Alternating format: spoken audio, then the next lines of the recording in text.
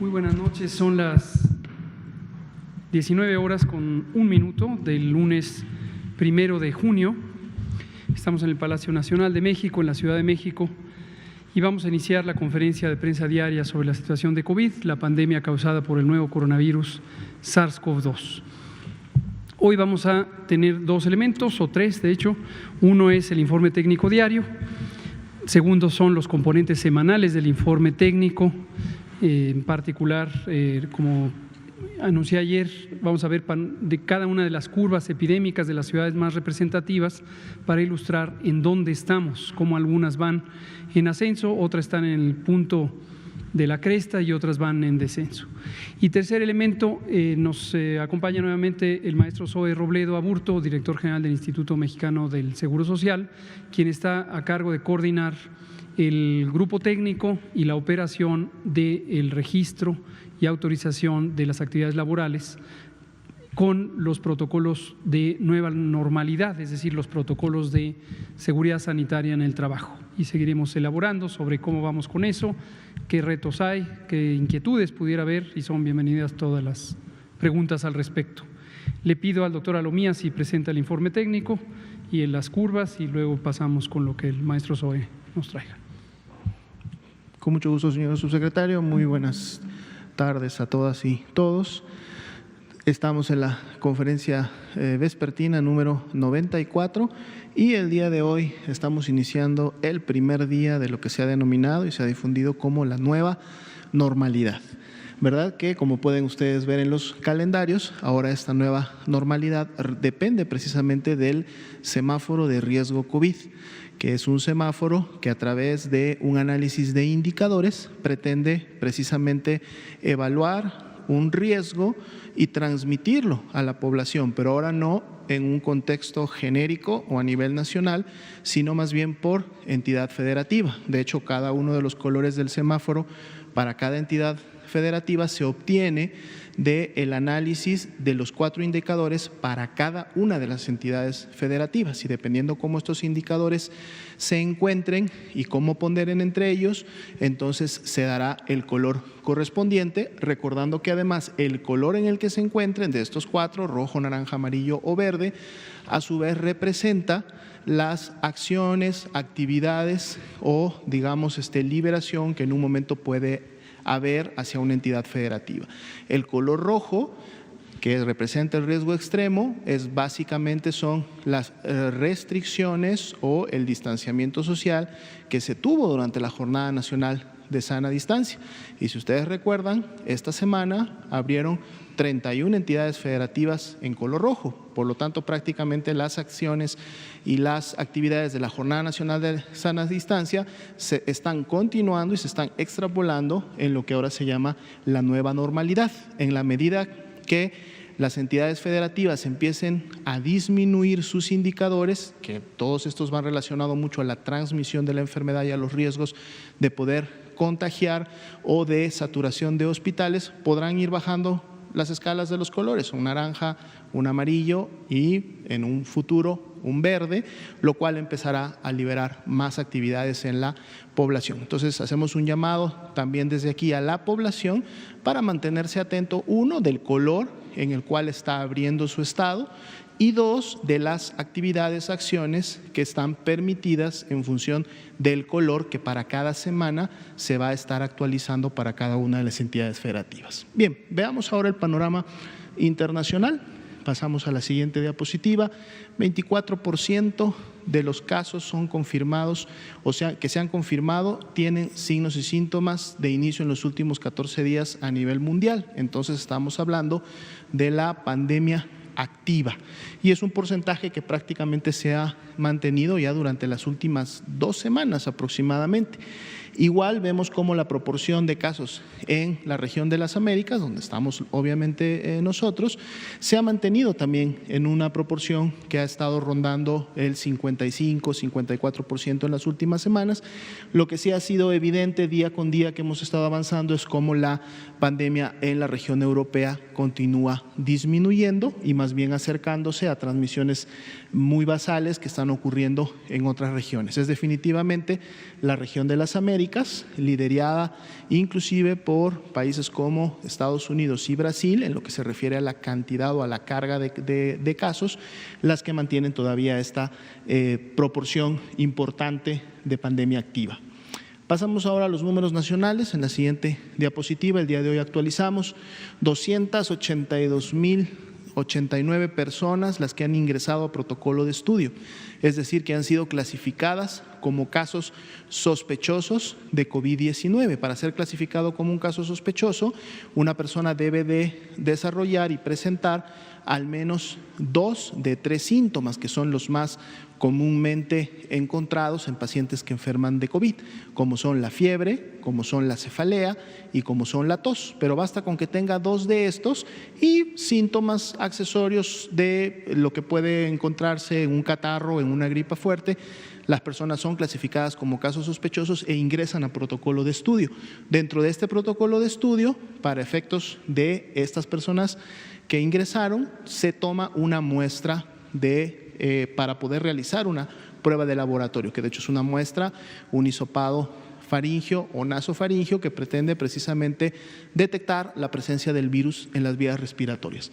151.267 personas salieron negativas a la prueba, es decir, no se encontró la presencia de SARS-CoV-2 en sus vías respiratorias, pero hasta el momento 93.435 fueron positivas, es decir, estaba presente el virus SARS-CoV-2 en sus vías respiratorias y además, como presentaban signos y síntomas característicos de la enfermedad, entonces se clasifican como casos confirmados de COVID-19. Sin embargo, de esta cantidad de casos acumulados desde que inició la epidemia en México, solo 16.303, que siempre ha estado alrededor de una quinta parte de todos los casos acumulados, son los que se consideran como casos confirmados activos, es decir, son aquellas personas que iniciaron con signos y síntomas en los últimos 14 días, por lo tanto son los que todavía pueden en su momento continuar transmitiendo la enfermedad y por lo tanto mantener la epidemia activa en México. Cuando veamos las tasas de incidencia acumulada, vamos a ver estos casos cómo se distribuyen por entidad federativa. Así también, y muy lamentablemente, 10.167 personas hasta el momento han perdido la vida a causa de las complicaciones de COVID-19 en el territorio mexicano. Pasemos a la siguiente diapositiva. Aquí vemos la carga acumulada de enfermedad, es decir, la cantidad de casos que hasta el momento se han confirmado. Ahí están los 93.435. La semana pasada cerrábamos solo con 5 estados que tenían el mayor rango, es decir, 3.000 o más casos confirmados. Ya esta semana abrimos con 2 más, 7 estados en total que tienen este mayor rango y vemos lógicamente los colores siempre más oscuros en esta diapositiva, que es la que está día con día acumulando los casos. En la siguiente diapositiva podemos notar rápidamente quiénes son estos 2 estados que se sumaron. Sinaloa y Puebla son los que se suman a este rango de más de 3.000 casos que los vienen acumulando desde que inició la epidemia y se suman ya a Veracruz, Tabasco, Baja California, México y Ciudad de México, que sabemos son las entidades que han tenido en estas últimas semanas la mayor transmisión, precisamente porque son las que tienen un inicio más atrás en el tiempo y por lo tanto una acumulación de casos mucho más grande. Otros estados todavía están en la parte más baja de la carga acumulada, lo que quiere decir que apenas van a iniciar con una transmisión y dependiendo de cómo en su momento se apliquen las intervenciones comunitarias en cada uno de ellos, podrán tener más o menos casos.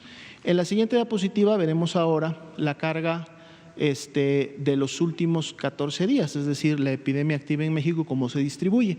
Aquí sí no vemos ya colores muy fuertes, vemos solamente a la Ciudad de México superando esta escala de los 3.000 casos y lógicamente los colores más vivos nos hablan de cuáles son esas entidades federativas en donde los últimos 14 días se han estado presentando esta carga de casos.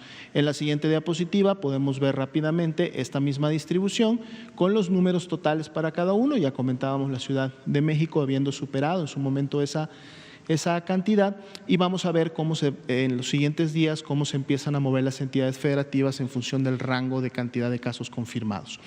La siguiente diapositiva es la de tasa de incidencia acumulada por 100,000 habitantes.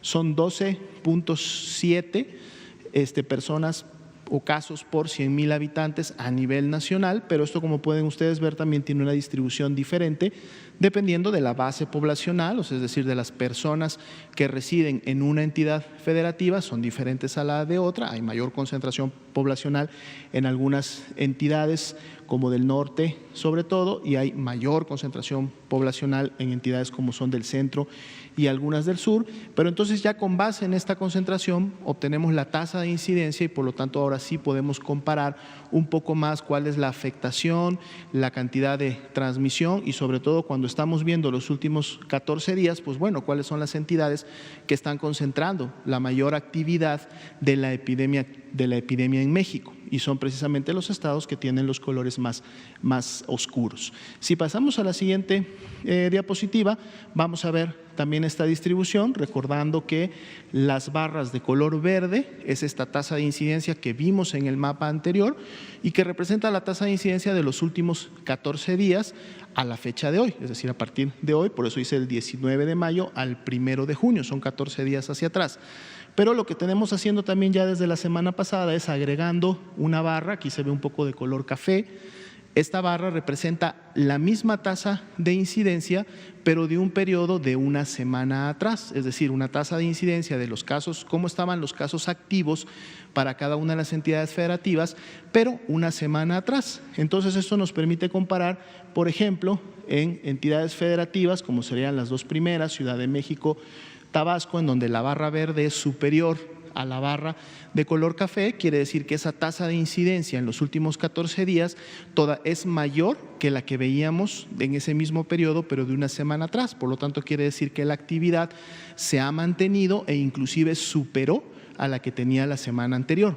En la medida que vamos viendo que esas barras se igualan, como por ejemplo sería Baja California, Tlaxcala, Morelos, son los que tienen básicamente las barras similares, entonces quiere decir que esa tasa de incidencia se estabilizó, o sea que los casos en los últimos 14 días comparados en cómo los tenían una semana atrás son similares, es decir, estamos viendo la misma tasa de incidencia, lo que quiere decir que no ha habido un crecimiento en la transmisión como tal.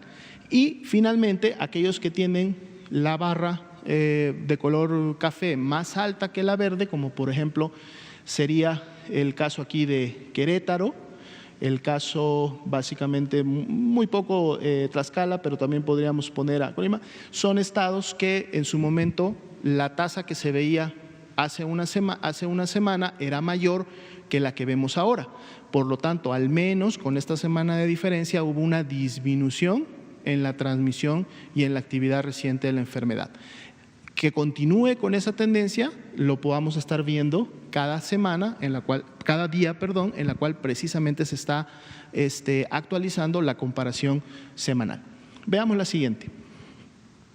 Aquí tenemos la distribución por fecha de ocurrencia de las defunciones que hasta el momento se han dado, teniendo todavía 851 de ellas pendientes de un resultado de laboratorio, por lo que las barras que tienen estos naranjas claros en la parte superior todavía pudieran en un momento determinado crecer hasta llegar a ese punto. Una tendencia observable, ascendente, que se dio hasta la primera semana de mayo.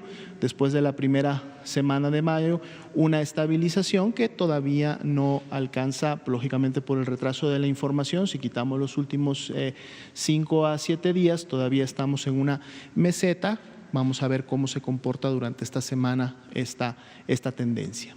La siguiente diapositiva es la curva epidémica, es la distribución de esta misma carga de defunciones por cada una de las entidades federativas y también con la expectativa que podemos tener de que se confirmen todavía más defunciones en cada una de ellas, que es precisamente el segmento naranja claro. Veamos la siguiente diapositiva. Ahora sí, la curva epidémica, vemos cómo la mayoría de los casos sospechosos se concentran precisamente en los últimos días, recordando que esta es una distribución por fecha de inicio de síntomas, entonces se van distribuyendo días atrás en forma de cómo hayan iniciado con la sintomatología, y en la medida que vayamos obteniendo los resultados de laboratorio podremos ver cómo se sigue comportando las barras de color guinda, que son las que ya representan los casos que han sido confirmados por laboratorio, pero hasta el momento tenemos todavía una tendencia ascendente en la presentación de todos los casos. La siguiente diapositiva es precisamente la carga acumulada de casos confirmados, y en ella pues vemos los 93.435 que hasta el momento se han confirmado, y vemos el incremento que hubo en las últimas 24 horas, 2.771 casos que se confirmaron en las últimas 24 horas. Importante siempre mencionar que se confirmaron en las últimas 24 horas no quiere decir que sucedieron en las últimas 24 horas.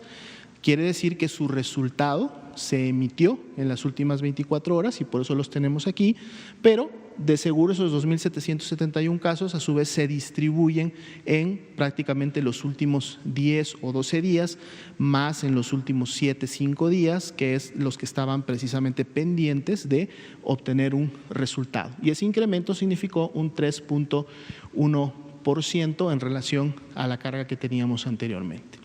Veamos rápidamente la ocupación y la disponibilidad hospitalaria. 92% fue la notificación que obtuvimos hasta ayer a la medianoche de los 788 hospitales que pueden realizar y lo hacen de manera sistemática a esta red IRAG, que es precisamente la que tiene por utilidad monitorear este comportamiento.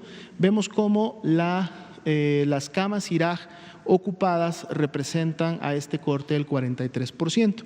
La semana pasada habíamos estado siempre entre un 38, un 39, vimos como el fin de semana empezó a incrementarse un 40-41, hoy estamos ya en un 43% y esto lógicamente está representando que camas generales para pacientes graves pues están siendo ocupadas, es decir, las personas están llegando a demandar atención médica, se ha incrementado esta ocupación, al menos en estos últimos días, y esto también puede representar un incremento de esta actividad, lógicamente en todas las entidades federativas. Si nosotros pasamos precisamente a la siguiente diapositiva, en donde vemos esta distribución por entidad federativa, podemos notar cómo se ha incrementado o disminuido dependiendo de la entidad federativa. Si ustedes recuerdan, hace una semana más o menos las entidades que sobrepasaban un 40% de ocupación eran alrededor de 4 o 5. Ahora podemos ver que las que superan ese 40% de ocupación, si nos vamos hasta el estado de Sonora, que es precisamente el que tiene ese último 40, estamos prácticamente ya por llegar a la mitad de los estados, ¿no? Lógicamente, en la medida como se vayan reconvirtiendo más camas o expandiendo hospitales o dando de alta a los pacientes que van mejorando, estas proporciones se pueden mantener o en un momento no continuar incrementando, nivelarse o inclusive disminuir. Y por eso es importante todos los días estar siempre monitoreando esta capacidad. Si pasamos a la siguiente diapositiva, veremos las que son específicamente para camas críticas, 37%, también ha habido un incremento a nivel nacional de esto, y podemos ver también cómo las que superan el 40% de ocupación, ahí con un 44%, Estado de Guerrero, pues también son más que las que teníamos hace una semana. Entonces, mucho también del trabajo que se está haciendo de manera local y de manera muy operativa, poder mantener siempre una disponibilidad de estas camas para que las personas que las requieran puedan siempre encontrar una a disposición. Si vemos la siguiente diapositiva, son los datos que nos hablan de cómo se ha precisamente incrementado esta capacidad. Cuando inició la actividad de la red IRAG, solamente habían 645 unidades hospitalarias que estaban designadas como COVID. En la medida que fue avanzando la epidemia en México y se fue incrementando la necesidad, las entidades federativas fueron designando más y más unidades y hoy tenemos precisamente registradas estas 788, que es prácticamente un número que hemos tenido ya en los últimos 4 días y que nos habla también de cómo se ha podido entonces incrementar no solo el número de camas, sino a través de esta imagen podemos ver también cómo se ha incrementado el número de unidades, el número de hospitales, que a lo mejor al principio principio no era necesario designarlas todavía como COVID y podían seguir atendiendo otro tipo de enfermedades, pero en la medida que fueron necesarias se tuvieron que convertir a unidades COVID y entonces ahora cumplen esa función y por eso vemos este incremento. Bien, hasta aquí sería la parte de la ocupación. Vamos rápidamente a actualizar los datos de los lunes, que son los datos que vemos, habíamos anteriormente estado presentándolos de manera diaria, no tenían realmente muchos cambios de manera diaria, por eso estamos viendo cuáles son los cambios semanales que están ocurriendo. Por ejemplo, en la distribución por sexo de las personas que han enfermado y también por edad. Vemos cómo se mantiene el porcentaje de hombres, 56, desde que inició prácticamente la epidemia siempre estuvo en un 57, en un 58%. Eso es un dato que se ha mantenido para efecto de todas las personas que han enfermado. Igual podemos ver en las barras de color azul y color rosa cómo se distribuye por grupo de edad las personas que han estado enfermando de COVID y vemos cómo la mayor concentración de ellas está prácticamente entre los 30 y los 54 años, inclusive pudiéramos ver también el grupo de 59 con una carga importante dentro de esta carga acumulada, recordando que son el total de casos que hasta el momento se han confirmado.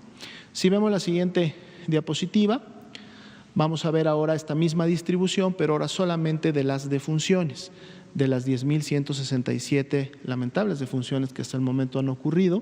Aquí sí vemos cómo hay un incremento de, en este caso, los hombres, son los que más han fallecido a consecuencia de la enfermedad. De ese 56, 57 que comentábamos, aquí sí estamos en un 67 y estos prácticamente son las 2/3 partes de las defunciones fueron hombres. Y vemos también cómo las barras de la edad, porque lo acabamos de ver en la anterior, se nos recorrieron hacia la derecha. Es decir, hay una tendencia de que las personas que tienen mayor edad, a diferencia del total que enferman, hay una tendencia a que las personas de mayor edad sean las que lamentablemente terminan falleciendo, así como también un grupo importante que tenemos entre los 45 y 69 años, que es también donde se concentran muchas de las comorbilidades de estas enfermedades crónico-degenerativas y otras de tipo inmunológico, que también contribuyen a que las personas se complican y fallezcan. Precisamente en la siguiente diapositiva podemos ver cómo se han presentado estas comorbilidades. Siguen estando a la cabeza la hipertensión, la diabetes y la obesidad como las principales que han contribuido a las complicaciones. Sin embargo, y ayer fue un día importante porque se habló ampliamente sobre el tema, tenemos también aquí la presencia de tabaquismo como una de las cuartas comorbilidades o factores de riesgo que se están asociando a la complicación y muerte de las personas, sin olvidar que también están presentes las enfermedades crónicas como la insuficiencia renal, el EPOC, la enfermedad cardiovascular, a lo mejor en una menor proporción, pero también presentes la inmunosupresión, el asma y las enfermedades, específicamente en este caso VIH o SIDA, que son enfermedades que producen una inmunosupresión importante. Con una o más de estas comorbilidades se encontró al 74% de las defunciones, es decir, con al menos una, viendo que también algunas tenían 2 o más de las comorbilidades. Sin embargo, y este es un dato que también lo han estado preguntando en ocasiones anteriores, ha habido un registro de que el 26% de las personas que han fallecido no presentaban alguna de estas comorbilidades que tenemos aquí. Recordemos que en este 26% todavía faltaría incluir los grupos de edad, recordando que la edad mayor de 60 años también se considera como un factor de riesgo y entonces podríamos hacer ya un ajuste para ver cuántas personas realmente pudieran haber fallecido sin tener ningún factor de riesgo o sin tener ninguna comorbilidad, más allá de que lo hayan o no expresado al momento de que se les hizo la entrevista correspondiente cuando se registraron como casos sospechosos, ya que muchas de ellas se enteraron que podían o tenían diabetes o tenían hipertensión o tenían alguna inmunosupresión precisamente a consecuencia de que demandaron atención médica por COVID-19. Veamos la siguiente diapositiva, que es la última de este bloque, que tiene que ver precisamente con el índice de positividad por semana epidemiológica. Si recuerdan, lo presentamos también los días viernes, que se actualizan los componentes de laboratorio. habíamos estado alrededor de un 40% en las últimas 3 semanas, pero aquí la diferencia es que podemos ver cómo se diferencian en función del estadio clínico que presentaban cuando llegaron a demandar la atención médica. Y no le hagamos mucho caso a la semana 22, donde se ve esas caídas, porque la semana 22 apenas está terminando de construirse, fue la que acabamos de pasar, estamos iniciando desde ayer la semana 23, pero como ustedes ven, son precisamente la semana pasada o los últimos 10 días donde se concentran la mayoría de resultados que aún están pendientes de ser emitidos, o sea, pruebas que todavía están como sospechosas, todavía están pendientes, y esas son precisamente las que están en la semana 22, pero si vemos casi la semana 19, 20, 21, vemos cómo para cada una de los canales de positividad prácticamente se ha mantenido esa estabilidad, y si vemos el total, el corte total acumulado hasta el momento, pues estamos cerca de ese 40% que estábamos evidenciando, que es el 38%, y vemos que el comportamiento ha estado prácticamente similar, aunque hemos visto una reducción, al menos en la semana 21 y 20, de que el porcentaje de positividad de los pacientes que se hospitalizan y que están intubados es menor que el de hospitalizados graves. Vamos a ver si esto continúa igual o cuando se emitan todos los resultados estas proporciones tiendan a variar. Entonces sería la actualización de los componentes epidemiológicos de esta noche. Muchas gracias, doctora Lomía. Yo voy a, de manera breve pero sustanciosa, explicar o mostrar, más que explicar, mostrar cómo están las curvas epidémicas de las distintas ciudades. Empezamos con el Valle de México. En todos los casos, lo que verán es en la curva de color negro sólido la proyección o predicción al 50%, ahorita explico a qué se refiere eso, en líneas punteadas a 90% y en la de abajo a 10%. Y dejamos como referencia las dos últimas predicciones, las dos más recientes. Conocen ustedes que desde abril, de hecho desde marzo, los grupos académicos de matemáticas que coordina CONACYT nos hacen estas predicciones. La manera de interpretarlas es la siguiente: si hiciéramos una sección, si tomáramos una rebanada en algún punto de la curva, encontraríamos que tenemos línea punteada abajo, línea sólida en medio y línea punteada arriba. Esto son 10%, 50% y 90% de que los casos para la fecha correspondiente se encuentren en esa posición. Por lo tanto, entre el 10 y el 90 hay un carril de 80%, es decir, hay 80% de probabilidades de que los casos observados se encuentren en ese carril. Es la manera en que se interpreta. Veamos estas curvas. Son las del Valle de México y el corte de información más reciente es al 30 de mayo y son lo que se representa en las columnas de color rojo claro. Generalmente, como ha dicho el doctor Alomía y lo hemos comentado en otras ocasiones, para los casos confirmados retiramos los últimos 7 días. ¿Por qué razón? Esto es una práctica que se tiene en vigilancia epidemiológica en muchas partes del mundo, lo hacen los Centros de Control de Enfermedades de Estados Unidos, la Agencia de Salud Pública de Canadá, a veces la Organización Mundial de la Salud, porque sabemos que existe un proceso lento de confirmación que depende de muchos elementos técnicos y de procedimiento, y entonces esa parte es no informativa. Entonces está truncada a propósito, aunque tenemos información hasta aquí, no vamos a considerar aquí los 7 días más recientes. Lo que vemos es que la predicción que se hizo en su momento era que en la primera semana de mayo, concretamente entre el 6 y el 8, habríamos de tener el ACME o punto máximo o pico de la curva, y eso es exactamente lo que ocurrió. En la más reciente predicción, que es la del 28 de mayo, esto ocurrió el 5 de mayo. En las predicciones originales ocurría entre el 6 y el 8. Y aquí aprovecho para aclarar algo que parece que ha sido persistente como una confusión en algunos miembros de la audiencia pública. Se ha dicho, el gobierno mexicano dijo que el pico sería en junio y hay quien dijo que sería en mayo y seguimos viendo casos que suben. Expliquemos de qué se trata. Dijimos que no se pueden hacer predicciones para un solo país cuando el país es geográficamente extenso. ¿Por qué razón? Porque las epidemias se comportan de manera independiente, no se coordinan, no se sincronizan, excepto las que son muy vecinas, como los municipios conurbados del Valle de México en el Estado de México y la Ciudad de México, que funcionan como una sola epidemia.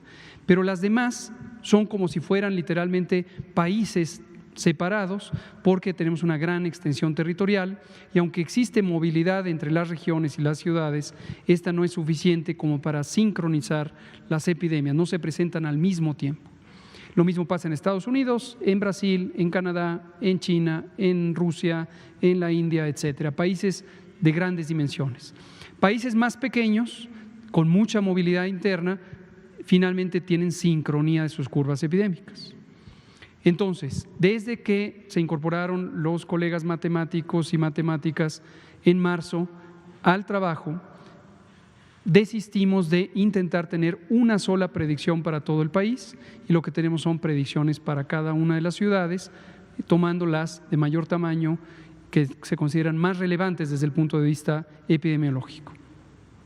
Ahora bien, si uno toma cada una de las curvas epidémicas, como hemos mencionado, estas están desfasadas temporalmente unas de otras y en conjunto uno puede apreciar cuál sería la duración total de la epidemia. Y volvemos a lo que decimos muy frecuentemente, esta epidemia no se ha acabado, esta epidemia todavía le falta varias ciudades que están, lo veremos ahora, en una fase de ascenso de la epidemia y lo estarán durante junio, algunas durante julio, otras incluso en agosto.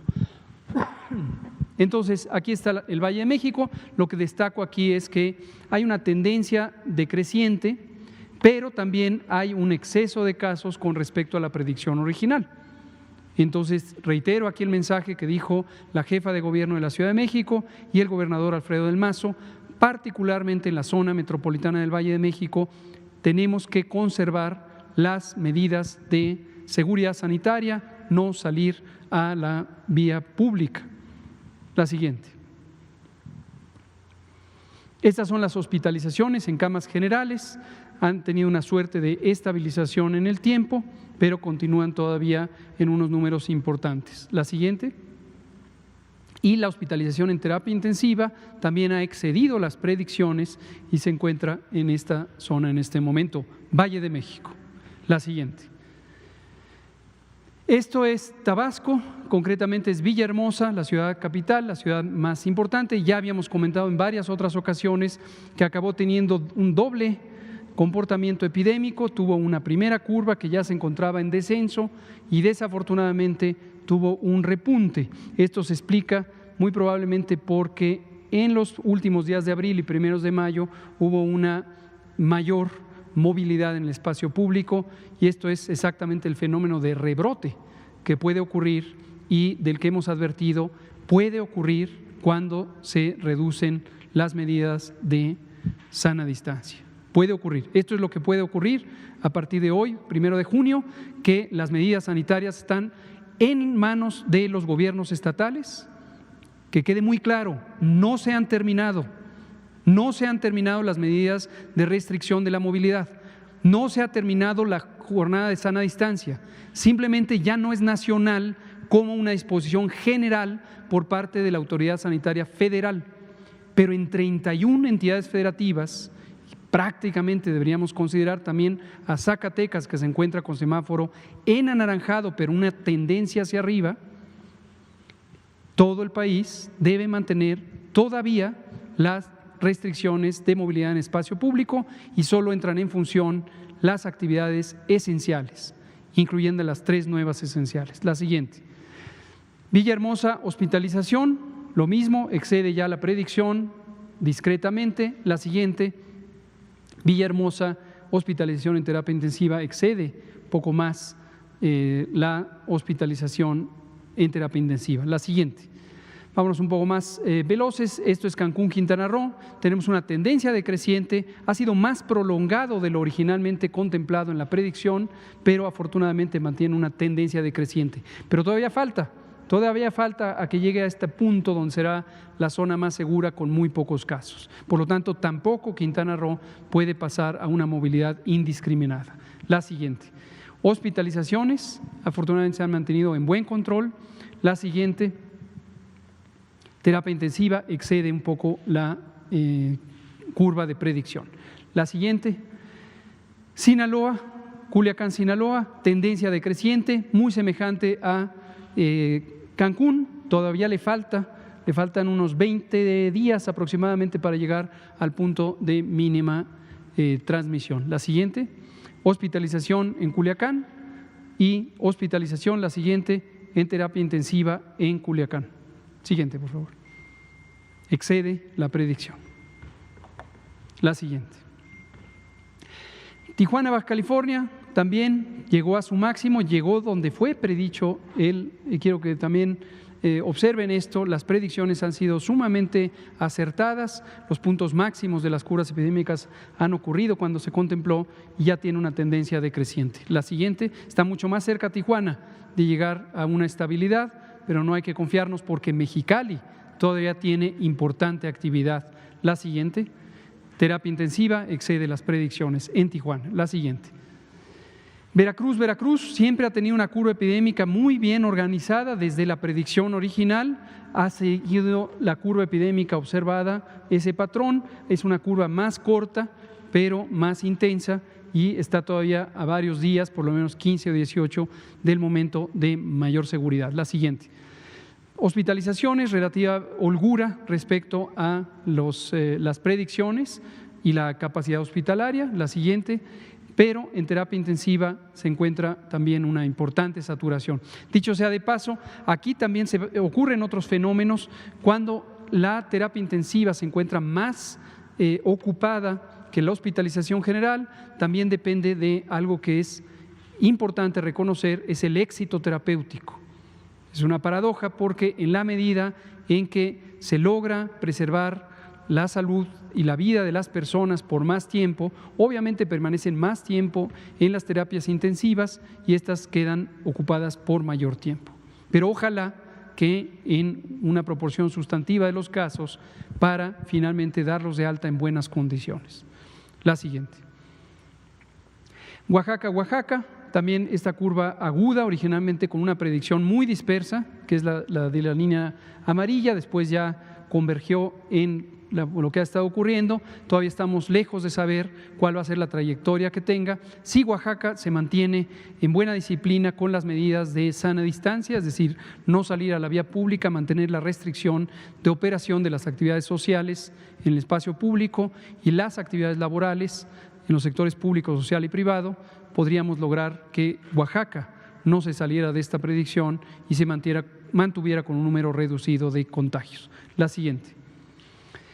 Ahí está, en su punto medio, todavía con holgura respecto a la predicción original y también respecto a la ocupación hospitalaria. La siguiente. Y terapia intensiva, también en buen manejo, en buen control todavía, pero nos falta. La siguiente. Tenemos ahora a Cuernavaca y la curva correspondiente de Cuautla es muy semejante, no la voy a presentar, pero es semejante. Hay buena distancia respecto a la predicción y lo que se ha estado presentando, aunque pareciera tener ya una tendencia decreciente, todavía no estamos tranquilos hasta que estemos más cerca del punto predicho como de menor transmisión. La siguiente, hospitalización en Cuernavaca, todavía es importante la demanda de hospitalización y en la siguiente, la hospitalización en terapia intensiva, donde todavía estamos lejos de la predicción, es decir, lejos del 10% predicho y tenemos buena capacidad hospitalaria disponible. La siguiente, Acapulco, Guerrero, se ha excedido respecto a la predicción. Recordarán que hace 2 fines de semana estuvimos en un importante estrés porque llegó a ocuparse todo lo que estaba disponible. Afortunadamente ha habido una respuesta muy positiva del gobierno de Guerrero y de las instituciones también nacionales de salud, el IMSS, aquí presente Zoe Robledo, el ISSSTE y también el trabajo de coordinación a través de nuestra colega Rocío Bárcena, quien está ahí operando la coordinación con el Estado. Esto logró expandir las capacidades y llegaron ventiladores que proporcionó el INSABI y logramos otra vez recuperar la capacidad hospitalaria. En la siguiente lo que podemos ver es precisamente la hospitalización y respecto a la predicción todavía está lejos de llegar a un punto crítico y también respecto a la ocupación hospitalaria. Y finalmente para Acapulco, la terapia intensiva que se mantiene importantemente ocupada y todavía no sabemos en qué momento llegará al descenso. Si se sigue la predicción, le faltan todavía algunos días, unos 7 o 15 días. La siguiente. Guadalajara, Jalisco, se encuentra en un lento proceder de la epidemia, ha tenido ciertamente una tendencia creciente, pero está todavía lejos de la predicción de lo que podría ocurrir en las siguientes semanas. Lo mismo vamos a ver en Monterrey y reiteramos la importancia de que estas epidemias que son más tardías logren también mantener las restricciones de movilidad pública hasta todo el tiempo necesario. Les falta todavía varias semanas y serán las últimas 2 epidemias de acuerdo a las predicciones. La siguiente. Aquí vemos hospitalización en camas generales en Jalisco y en la siguiente vemos ya la terapia intensiva que ya sigue de manera más clara la predicción. La siguiente.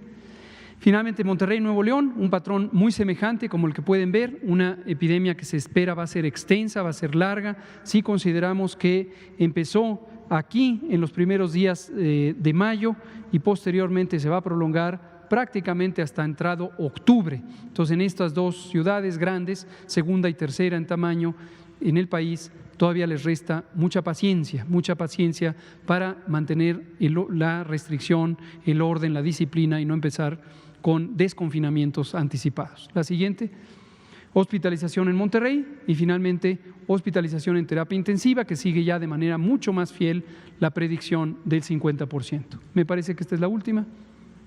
Gracias. Le damos la palabra al maestro Zoe Robledo y posteriormente abrimos a preguntas y respuestas. Muchas gracias, doctor López-Gatell. Muy buenas tardes nuevamente a todos aquí en el Salón de Tesorería, a todos los que nos ven. Y solamente muy rápido para ver cómo vamos en este sano retorno, en el camino a la nueva normalidad. Creo que ha sido muy claro el mensaje que la nueva normalidad no significa que todos tenemos que regresar a nuestra vida cotidiana a partir del 1 de junio, quizá todo lo contrario, que en este momento hay un semáforo, como ya se ha explicado aquí, y que en específico para las actividades económicas, para la planta productiva de nuestro país, solamente son algunas empresas las que tienen ya una disposición para poder regresar y que ellas lo tienen que hacer de manera segura, saludable y solidaria. Segura, es decir, que un contagio no se convierte en un brote en un centro de trabajo. Saludable para poder equilibrar entre la salud de los trabajadores y también su bienestar vinculado a sus ingresos. Y solidaria porque todos tenemos que poner de esto. Hay un ánimo de corresponsabilidad y lo primero que tenemos que saber es qué nos toca. Si ya podemos regresar, si no somos parte de una empresa esencial, no intentar asumir que entonces todos tenemos ya que estar trabajando a partir del día de hoy. En ese sentido, si pueden pasar a la siguiente. ¿Cuáles son las empresas esenciales? Para que todos las identifiquemos de manera muy clara. El transporte de carga, los bancos, la industria farmacéutica, desde luego las farmacias, la agroindustria, los mercados y los supermercados, justamente los medios de información, las casas de adultos mayores, las empresas que tienen que ver con almacenamiento, con transporte de carga nuevamente, los servicios de mensajería, las telecomunicaciones, los servicios funerarios, la industria química y de productos de limpieza, los proveedores de actividades esenciales y los 3 neoesenciales de los que hemos estado conversando en los últimos días: la fabricación de transportes, la construcción y la minería. Todos y cada uno de ellos, todas las empresas vinculadas a estos sectores tienen que tener protocolos. Si estamos regresando a un centro de trabajo después de mucho tiempo en el aislamiento social y las cosas siguen igual, entonces algo va mal. Si entonces no estamos comprendiendo la dinámica de la nueva normalidad. Por eso es tan importante la información. En ese sentido, con estos 3 sectores esenciales, las últimas 2 semanas se trabajó de manera muy cercana para lograr que ellos, a la hora de la llegada del 1 de junio, tuvieran un proceso de autovalidación, registro y una comunicación por parte del Seguro Social que avalaba su retorno. En el caso de las esenciales originales, que estas nunca se han detenido desde el 31 de marzo, en esos casos también tienen hoy una obligación, y la obligación es registrarse en la plataforma nuevanormalidad.gov.mx, registrarse, hacer también su autoevaluación y ya no tienen que esperar. En ese momento se les entrega de manera automática una carta que ahora vamos a ver qué dice. En ese sentido, ¿cómo vamos el día de hoy? La siguiente. Llevamos 2.999 empresas registradas, ya con las que venían desde antes de las empresas neoesenciales, el transporte, la minería y la construcción, y ya hay 2.417 registros de las esenciales originales. Esta plataforma se habilitó el día de ayer y nos da mucho gusto que la comunicación, la interlocución con todos estos sectores a través de las cámaras haya sido positiva en términos de ya ver a los primeros que se están registrando. Este es un corte a las 5 de la tarde, estamos seguros que mañana vamos a tener más. E insistir, las esenciales originales también se tienen que registrar, las esenciales originales también se tienen que autoevaluar. En esos términos, si lo vemos aquí en la distribución por entidad federativa, vemos en donde hay un mayor número de empresas que ya se han registrado y ya se han autoevaluado. Y esta es la proyección de cómo lo han ido haciendo. Es interesante ver que el 31 de mayo, es decir, el día de ayer, pues ha sido el día con el mayor número de registros y de autovalidaciones, porque ahí entraron muchos de los esenciales originales. En ese sentido, la siguiente, por favor.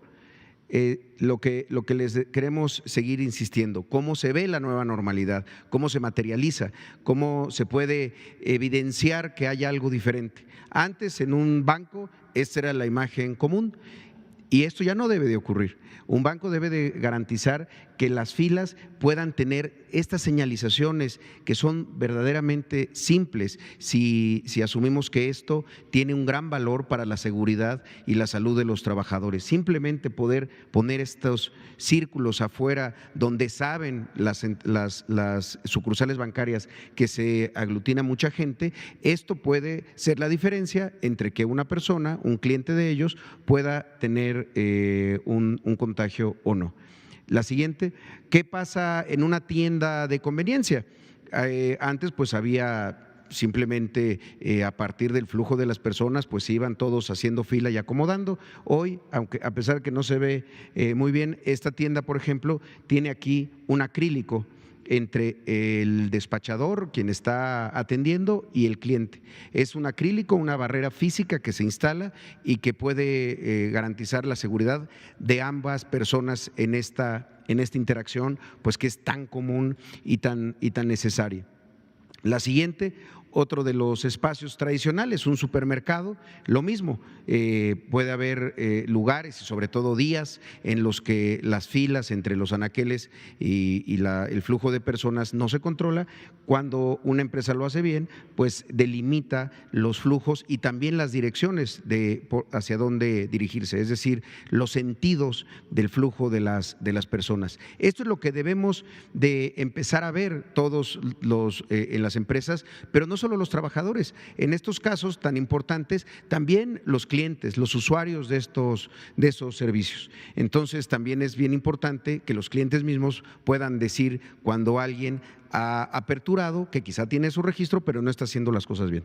La siguiente, los centros de trabajo, esto ya lo habíamos mostrado, sobre todo en aquellas plantas muy grandes que tienen los servicios de comedor o de cafetería, también cómo deben de ser estas instalaciones de ingeniería de barreras físicas y también de usos de equipos de protección personal. La siguiente.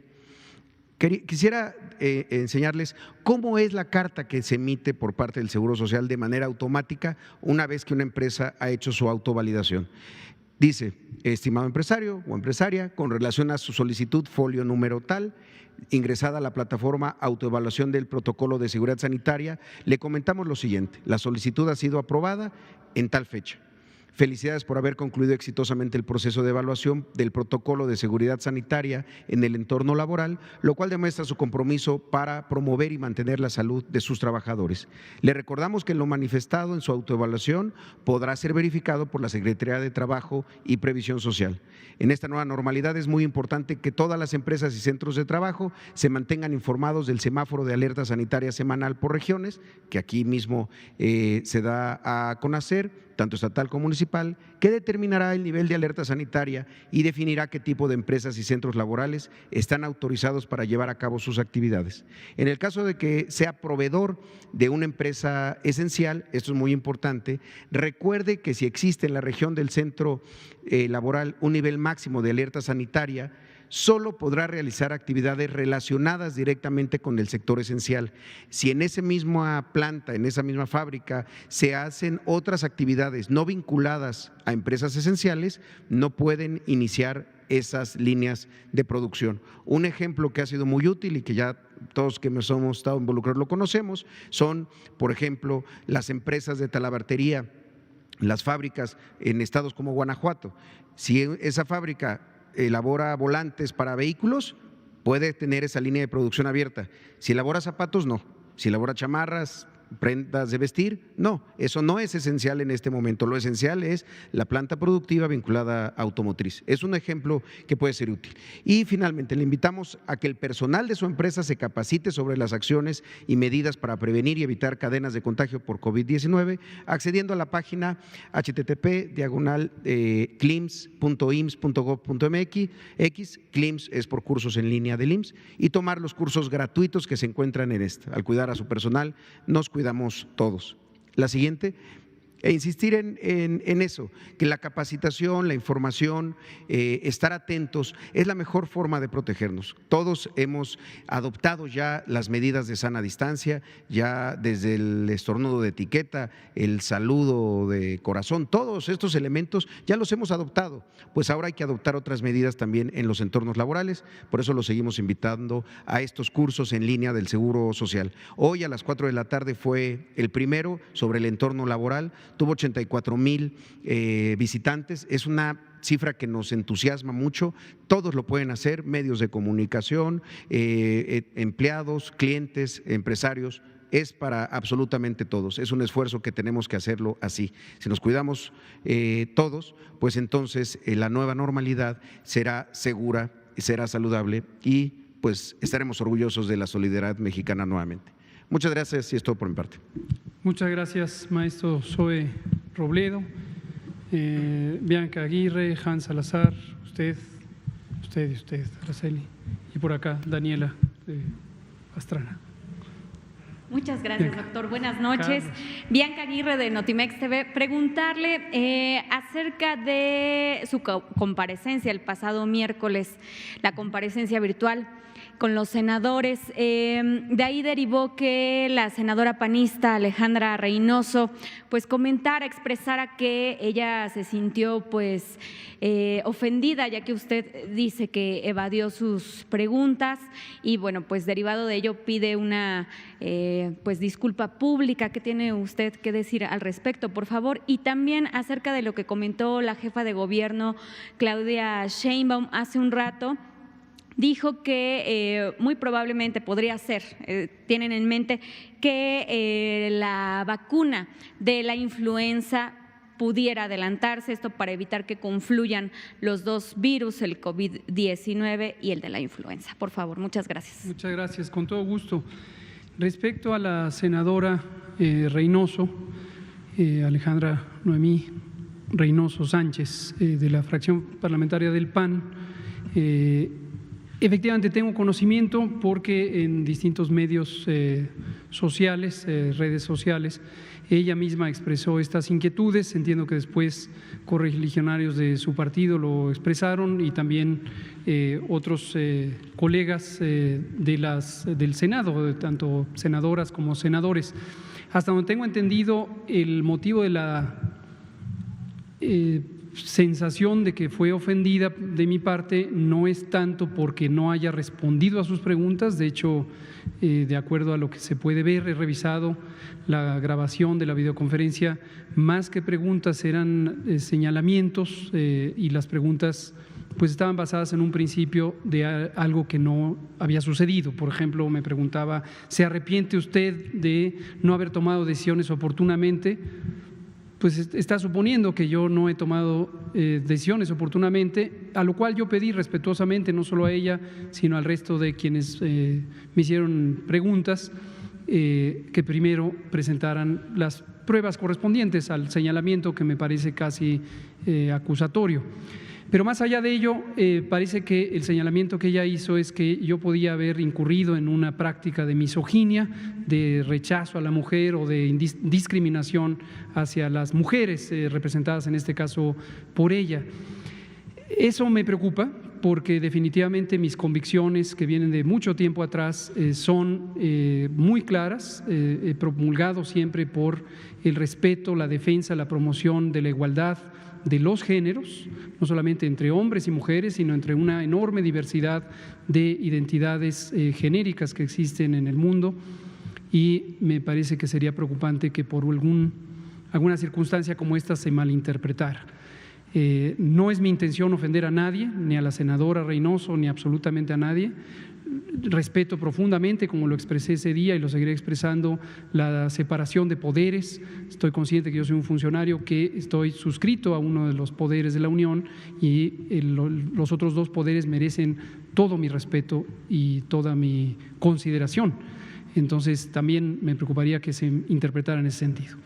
Ahora, pienso, no solo ahora, sino lo he pensado siempre, si alguien se siente ofendido y pide una disculpa, ese alguien tiene derecho a que se le dé una disculpa, y yo no voy a cuestionar si es válido o no su percepción de que fue ofendida.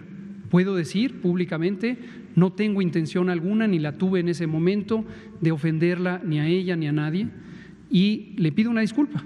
Le pido una disculpa a la senadora Alejandra Noemí Reynoso Sánchez, legisladora, senadora de representación proporcional por Guanajuato, del Partido de Acción Nacional. Le pido una disculpa, senadora, si le ofendí. Créame que no fue mi intención, pero desde luego el planteamiento que usted hace me ayuda a identificar cómo pudieron haberse dado las circunstancias y de qué manera podría ser más efectivo en el futuro para no ofender a alguien más. Le pido una disculpa y le agradezco su señalamiento, porque me va a llevar a desarrollar mis capacidades de comunicación. Gracias a su observación. Gracias, senador.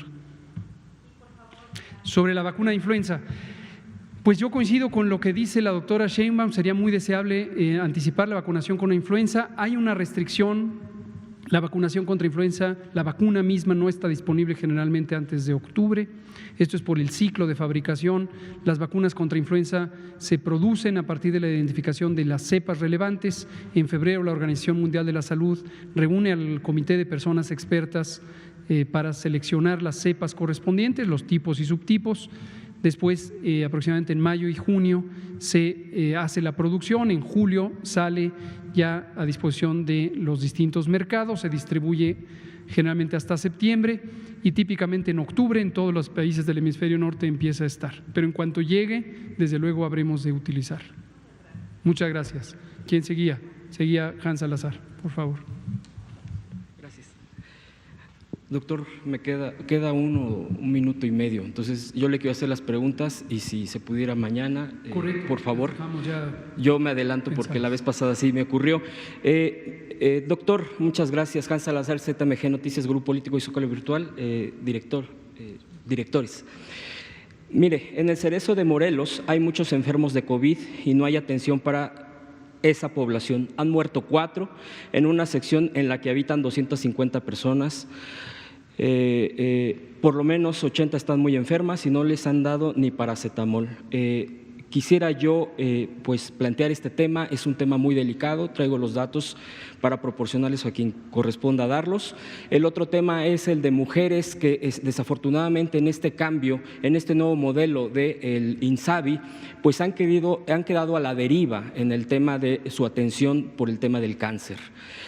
Son más de 250 mujeres, las han traído pues desafortunadamente de un lado para otro, donde se atendían en el COI, similar al FUCAM, pues ahora resulta que ellos dicen que no, que el gobierno nunca les dio los recursos, por lo menos de acuerdo a lo que ya se había explicado aquí, que bueno, no tiene caso volver a repetir.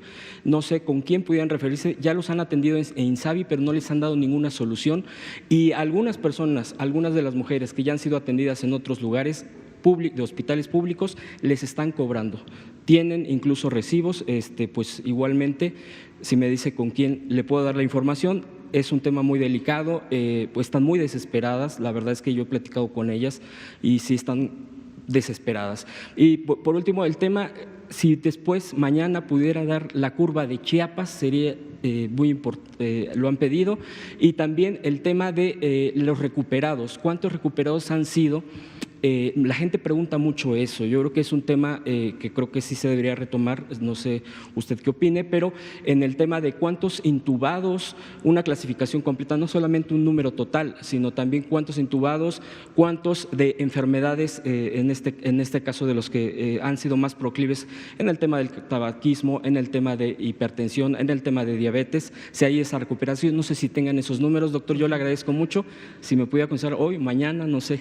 Gracias. Hans, tomamos en cuenta todos estos, tanto las denuncias, gracias por denunciar ausencias del cumplimiento de lo que les corresponde por ley a todas las personas para la protección de la salud, y le vamos a dar seguimiento con el INSABI. Respecto a lo de Morelos, le vamos a dar seguimiento hoy mismo con la Secretaría de Salud del Estado de Morelos, y las otras propuestas de presentación de datos y análisis, tenemos los datos, eso lo monitoreamos todos los días. La ocupación hospitalaria también tiene otros detalles sobre cuántas personas están intubadas, y también de la base de datos nominal sabemos justamente cuántas personas, que simplemente los porcentajes que ponemos aquí multiplicados por el número de personas presentes en la base de datos. Este es el corte diario donde ponemos, pero lo presentamos semanalmente. Varía muy poco a lo largo de la semana. El número de personas con comorbilidades ha seguido este patrón muy constante del porcentaje. Pero la ocupación hospitalaria y los intubados, definitivamente tenemos el dato de manera dinámica. Muchas gracias.